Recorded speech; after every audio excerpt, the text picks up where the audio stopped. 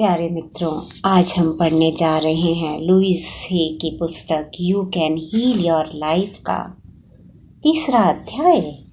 कहाँ से आता है ये विचार? अतीत का मुझ पर कोई प्रभाव नहीं। यह सही है, हमने कुछ समझ लिया है और हमारे विचार में जो असली समस्या थी उससे आगे बढ़ गए हैं। अब हम उस बात पर आ गए हैं जो मेरे ख्याल से असली समस्या है। हम महसूस करते हैं कि हम उतने बेहतर नहीं हैं और हम अपने आप से प्रेम नहीं करते। मैं जीवन के प्रति जो दृष्टिकोण रखती हूँ, यदि उसमें कोई समस्या है तो यह सच है। इसलिए चलिए देखते हैं कि यह विचार आया कहाँ से। एक छोटा शिशु से जो अपने आप में और जीवन के प्रति संपूर्ण होता है, हम ऐसे व्यक्ति कैसे बन जाते हैं जो समस्याओं से घिरा होता है और किसी न किसी रूप में अपने आप को तुच्छ व प्रेम के अयोग्य समझता है। जो लोग पहले ही खुद से प्रेम करते हैं, वे आगे भी खुद से कुछ अधिक प्रेम कर सकते हैं। गुलाब के बारे में सोचिए, जो पहले एक छोटी सी कली होती है, वह पूर्ण विकसित होकर फूल बनता है और अंतिम पंखुड़ी गिरने तक हमेशा खूबसूरत, हमेशा संपूर्ण, हमेशा परिवर्तनशील होता है। यही हमारे साथ होता है। हम हमेशा संपूर्ण, हमेशा खूबसूरत और सदैव परिवर्तनशील होते हैं। हम अपनी समझ, जागरूकता और ज्ञान के साथ श्रेष्ठ कार्य कर रहे हैं। जैसे जैसे हम और अधिक समझ, जागरूकता व ज्ञान प्राप्त कर लेंगे तो हम अपने कार्यों को कुछ अलग प्रकार से करेंगे। मानसिक शुद्धिकरण। अब अपने अतीत के बारे में थोड़ा और परखने की ज़रूरत है ताकि हम उन सभी पर विश्वास पर नज़र डाल सकें जो हमें चला रहे हैं। कुछ लोगों को सफाई प्रक्रिया का यह हिस्सा बहुत पीड़ादायक लगता है, लेकिन ऐसा होना ज़रूरी है। सफाई करने से पहले हमें देखना चाहिए कि अतीत में क्या है। यदि आप किसी कमरे को अच्छी तरह साफ करना चाहते हैं तो आप उसमें मौजूद हर चीज़ को उठा उठा कर देखेंगे। कुछ चीज़ों को आप प्यार से देखेंगे और उसको सफाई करके तथा चमकाकर उसे एक नया और सुंदर बनाएंगे। कुछ चीज़ों को फिर से नया रूप देने या मरम्मत की ज़रूरत होगी और आप उन्हें ध्यान में रख लेंगे। कुछ चीज़ें दोबारा कभी आपके काम नहीं आएंगी और उन चीज़ों को हटाना ज़रूरी हो जाता है। पुरानी पत्रिकाओं और अखबारों तथा गंदे पेपर प्लेटों को निश्चित होकर कचरे के डब्बे में डाला जा सकता है। एक कमरे की सफाई करने में क्रोधित होने की कोई ज़रूरत नहीं है। बिल्कुल ऐसे ही अपने मन मस्तिष्क के घर की सफाई करना है। केवल इसलिए क्रोधित होने की कोई ज़रूरत नहीं है क्योंकि उसके कुछ विश्वास खत्म करने योग्य हैं। उन्हें उतनी ही आसानी से जाने दें जितनी आसानी से आप भोजन करने के बाद बचे हुए टुकड़ों को कूड़ेदान में फेंक देते हैं। क्या आप आज का भोजन तैयार करने के लिए पिछले दिन के कूड़ेदान में हाथ डालेंगे? क्या आप आने वाले कल के अनुभव तैयार करने के लिए पुराने मानसिक कूड़े को कुरेदते हैं? अगर कोई विचार या विश्वास आपके काम नहीं आता तो उसे जाने दें। ऐसा कोई कानून नहीं है कि कभी आप जिस बात पर विश्वास करते थे उस पर हमेशा के लिए विश्वास बनाए रखना ज़रूरी है। आपके कुछ संकुचित विचारों पर नज़र डालते हैं और देखते हैं कि वे आते कहाँ से हैं। विचार, मैं उतना अच्छा नहीं हूँ। स्रोत, उसके बारे में उसके पिता ने कहा कि वो मूर्ख है।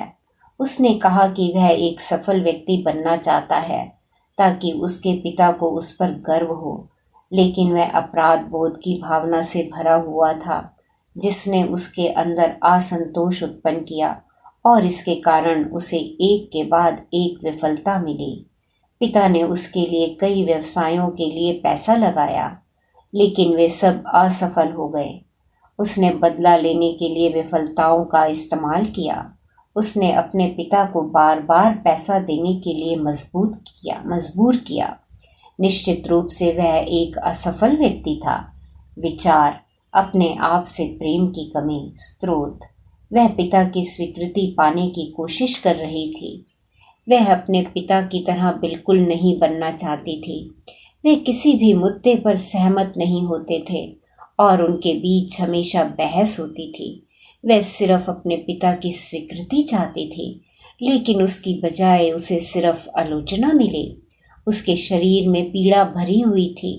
उसके पिता के शरीर में भी उसी प्रकार की पीड़ा थी। वह समझ नहीं पा रही थी कि उसका रोष उसके दर्द की वजह है, जिस प्रकार उसके पिता का गुस्सा उनके शरीर में दर्द उत्पन्न कर रहा था। विचार, जीवन खतरनाक है। स्रोत, एक डरा हुआ पिता। एक ग्राहक को जीवन बहुत दुखों से भरा और कठिन नजर आता था। उसके लिए हंसना मुश्किल था और जब वह हंसती थी तो इस बात से डर जाती थी कि कुछ बुरा हो जाएगा। उसे इस चेतावनी के साथ बड़ा किया गया था, हंसो मत वरना वे तुम्हारा बुरा करेंगे। विचार, मैं उतना अच्छा नहीं हूँ। स्रोत, त्यक्त और उपेक्षित होना। उसके लिए बात करना बहुत कठिन था। उसके लिए चुप रहना जीवन जीने का एक तरीका बन गया था। उसने अभी अभी नशीले पदार्थों व शराब छोड़ी थी और उसे यकीन हो गया था कि वह बहुत बुरा है। मैंने पाया कि जब उसकी माँ की मृत्यु हुई तब वह बहुत छोटा था और उसका पालन पोषण उसकी एक रिश्तेदार ने किया था। वह रिश्तेदार केवल कोई आदेश देते समय ही उससे बात करती थी और उसे चुप्पी में पाला गया था। वह खाना भी चुपचाप अकेले में खाता था और चुपचाप अपने कमरे में पड़ा रहता था। उसका एक प्रेमी था, वह भी एक चुपचाप रहने वाला व्यक्ति था और वह अपना अधिकांश समय अकेले में चुप रहकर बिताते थे। प्रेमी की मृत्यु हो गई और वह एक बार फिर अकेला हो गया। अभ्यास, नकारात्मक संदेश। अगला अभ्यास यह है कि आप एक कागज का बड़ा टुकड़ा लें तथा एक सूची बनाएं कि आपके माता पिता के अनुसार आपके अंदर कौन सी कमियां थीं। आपने कौन से नकारात्मक संदेश सुने। अपने आप को पर्याप्त समय दें ताकि आप अधिक से अधिक बातें याद कर सकें। आधा घंटा आम तौर पर काफ़ी होता है। उनका पैसे के बारे में क्या कहना था, वह आपके शरीर के बारे में क्या कहते थे, वे प्यार और रिश्तों के बारे में क्या कहते थे, उन्होंने आपकी रचनात्मक प्रतिभाओं के बारे में क्या कहा था, उन्होंने आप से कौन सी नकारात्मक बातें कहीं। यदि आप कर सकें तो इन चीज़ों पर वस्तुपरक दृष्टि से नज़र डालें और अपने आप से कहें, तो वह विचार वहाँ से आया है। अब एक नया कागज़ लें और थोड़ी गहराई से सोचें, आपने बचपन में और कौन सी नकारात्मक चीज़ें सुनी थीं, रिश्तेदारों से, शिक्षकों से, मित्रों से, महत्वपूर्ण लोगों से, धार्मिक स्थल से। उन सबको लिखें। पूरा समय लें। अपने शरीर में पनपने वाली भावनाओं पर नज़र रखें। कागज़ के इन दोनों टुकड़ों पर जो भी है वे ऐसे विचार हैं जो आपको अपने अंदर से हटाने हैं। यही वे विश्वास हैं जो आपके भीतर मैं उतना अच्छा नहीं जैसे विचार पैदा कर रहे हैं। अपने आप को एक बालक के रूप में देखना।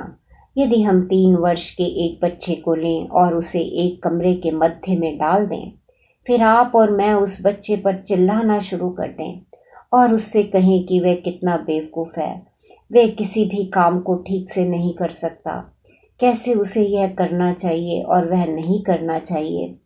उसके द्वारा की गई अफरा तफरी पर नज़र डालें, साथ ही उसे 1-2 थप्पड़ लगा दें, तो आखिरकार हमारे सामने एक डरा हुआ छोटा सा बच्चा होगा जो चुपचाप एक कोने में बैठा होगा या जो उस जगह को अस्त व्यस्त कर देगा। बच्चा इन दोनों में से एक तरीका अपनाएगा, लेकिन हम उस बच्चे की क्षमता को कभी नहीं जान पाएंगे। अगर हम उसी छोटे बच्चे को ले जाएं और उससे कहें कि हम उसे कितना प्यार करते हैं, हम उसकी कितनी परवाह करते हैं कि वह कितना अच्छा लगता है और वह कितना तेज़ और होशियार है, कि वह जिस तरीके से काम करता है वह हमें बहुत अच्छा लगता है और वह गलतियां कर सकता है, क्योंकि उनसे वह सीखता है और कि चाहे कुछ भी हो जाए हम हमेशा उसके साथ हैं। फिर उस बच्चे की क्षमता को देखकर आप दंग रह जाएंगे। हम में से हर किसी के अंदर 3 वर्ष का एक बच्चा है और हम अपना अधिकांश समय अपने भीतर उस बच्चे पर चिल्लाते हुए बिताते हैं। फिर हम सोचते हैं कि हमारा जीवन इतना दुखी क्यों है। अगर आपका कोई मित्र था जो हमेशा आपकी आलोचना करता था, तो क्या आप उस व्यक्ति के आसपास रहना चाहेंगे? शायद आपके साथ बचपन में ऐसा व्यवहार किया गया था और वह दुख की बात है। हालांकि यह काफ़ी पहले की बात है, और यदि आप अब अपने साथ उसी प्रकार का व्यवहार करना चाहते हैं तो यह और भी अधिक दुख की बात है। तो अब हमारे सामने नकारात्मक संदेशों की एक सूची है जो हमने एक बालक के रूप में सुना था। वह सूची आपके अनुसार आपके अंदर मौजूद कमियों की सूची से किस तरह मेल खाती है? क्या वे लगभग समान हैं? शायद हाँ। हमारे जीवन की कहानी अपने शुरुआती संदेशों पर आधारित है। हम सभी अच्छे छोटे बच्चे होते हैं और अत्यंत आज्ञापूर्वक उन सभी बातों को स्वीकार कर लेते हैं जो वे हमें सच्चाई के रूप में बताते हैं। अपने माता पिता को दोषी ठहराना और अपने जीवन का बाकी समय एक पीड़ित के रूप में बिताना हमारे लिए बहुत आसान होगा, लेकिन यह कोई अच्छी बात नहीं होगी और निश्चित रूप से यह हमें इन बंदिशों से नहीं निकालेगी। अपने परिवार को दोषी ठहराना, दोष देना किसी समस्या में टिके रहने का एक निश्चित तरीका है। दूसरों को दोषी ठहराने में हम अपनी शक्ति बर्बाद करते हैं। समझना हमें उस समस्या से ऊपर उठने और अपने भविष्य को नियंत्रित करने में मदद करती है। अतीत को बदला नहीं जा सकता, भविष्य हमारी वर्तमान सोच में आकार लेता है। हमारी आज़ादी के लिए यह समझना अनिवार्य है कि हमारे माता पिता के पास जो समझ, जागरूकता और ज्ञान था, उसके साथ वे अपने हिसाब से श्रेष्ठ काम कर रहे थे। जब हम किसी और को दोषी ठहराते हैं तो हम अपनी जिम्मेदारी नहीं ले रहे होते। जिन लोगों ने हमारे साथ वो सब गलत किया, वे वैसे ही डरे हुए और आशंकित थे जितने आप हैं। वे उतना ही असहाय महसूस करते थे जितना आप करते हैं। वो आपको उतना ही सिखा सकते थे जितना उन्हें सिखाया गया था। आप अपने माता पिता के बचपन के बारे में, खासकर 10 वर्ष की आयु से पहले उनके बचपन के बारे में कितना जानते हैं? यदि अब भी आपके लिए यह पता लगाना संभव है तो उनसे पूछिए। यदि आप अपने माता पिता के बचपन के बारे में पता कर पाते हैं तो आप और अधिक आसानी से समझ पाएंगे कि उन्होंने जो किया वह क्यों किया। यह समझ आपके अंदर संवेदना उत्पन्न करेगी। यदि आपको इस बारे में पता नहीं है और पता नहीं कर सकते तो कल्पना करने का प्रयास करें कि उनका बचपन कैसा रहा होगा। किस प्रकार का बचपन उनके जैसा वयस्क तैयार कर सकता है। आपको अपनी आज़ादी के लिए इस ज्ञान की ज़रूरत है। आप जब तक उन्हें मुक्त नहीं करते तब तक आप खुद को मुक्त नहीं कर सकते। आप तब तक अपने आप को माफ़ नहीं कर सकते जब तक आप उन्हें माफ़ ना करें। यदि आप उनसे पूर्णता की मांग करते हैं तो आप खुद से भी पूर्णता की मांग करेंगे और फिर अपनी पूरी जिंदगी दुखी रहेंगे। अपने माता पिता को चुनना। मैं इस सिद्धांत से सहमत हूँ कि हम खुद अपने माता पिता को चुनते हैं।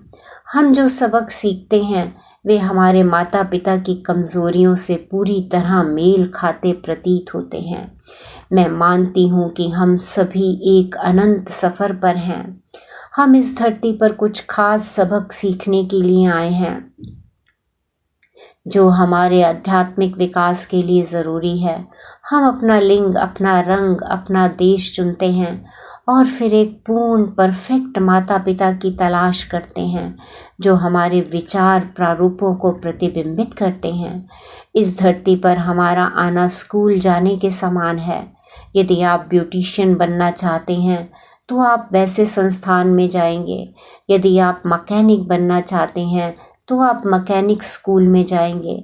यदि आप वकील बनना चाहते हैं तो आप लॉ स्कूल में जाएंगे। इस बार आपने जिन माता पिता को चुना है वे उन बातों में पूर्ण हैं जो चीज़ें आप सीखना चाहते हैं। जब हम बड़े होते हैं तो अक्सर हम अपने माता पिता की ओर उंगलियां उठाते हैं और कहते हैं आपने मेरे साथ ऐसा किया, लेकिन मेरा मानना है कि हमने स्वयं उन्हें चुना है।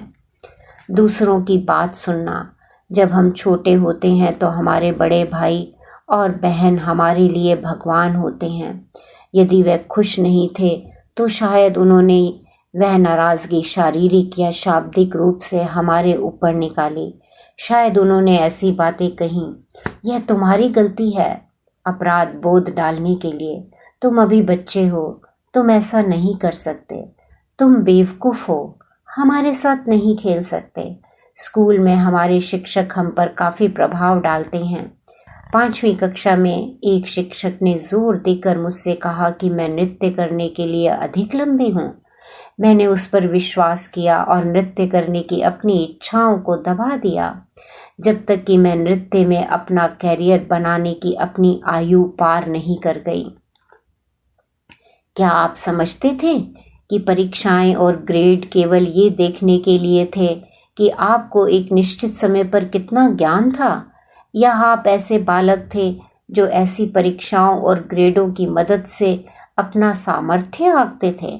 हमारे शुरुआती मित्र जीवन के बारे में अपनी गलत जानकारी हमारे साथ बांटते हैं।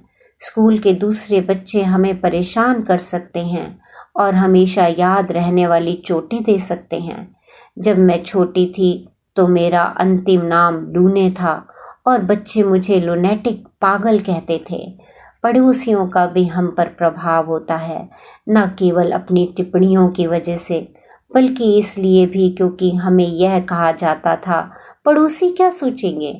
उन दूसरे महत्वपूर्ण लोगों के बारे में सोचिए जिन्होंने आपके बचपन में आपको प्रभावित किया था। और निश्चित रूप से पत्रिकाओं में एवं टेलीविज़न पर आने वाले विज्ञापनों में भी सशक्त और प्रेरित करने वाली बातें होती थी। बहुत सारे उत्पाद हमें ये महसूस कराते हुए बेचे जाते हैं कि यदि हमने उनका इस्तेमाल नहीं किया तो हम बेकार या गलत हैं। हम सब यहाँ पर अपनी शुरुआती संकीर्णताओं से आगे बढ़ने के लिए हैं, चाहे वह जो भी रही हों। हम यहाँ पर अपनी भव्यता और दिव्यता को पहचानने के लिए हैं, चाहे उन्होंने हमसे जो भी कहा हो। आपको अपने नकारात्मक विचारों पर काबू पाना है और मुझे अपने नकारात्मक विचारों पर काबू पाना है। इस जीवन की अनंतता में जहाँ मैं हूँ सब संपूर्ण और परिपूर्ण है। अतीत मुझसे अधिक शक्तिशाली नहीं है क्योंकि मैं सीखना और बदलना चाहता हूँ। मैं अतीत को आवश्यक मानता हूँ क्योंकि वह मुझे आज में लाया है। मैं अभी से नई शुरुआत करने के लिए तैयार हूँ ताकि मैं अपने मन मस्तिष्क के कमरों को साफ कर सकूँ। मैं जानता हूँ कि इस बात से कोई फर्क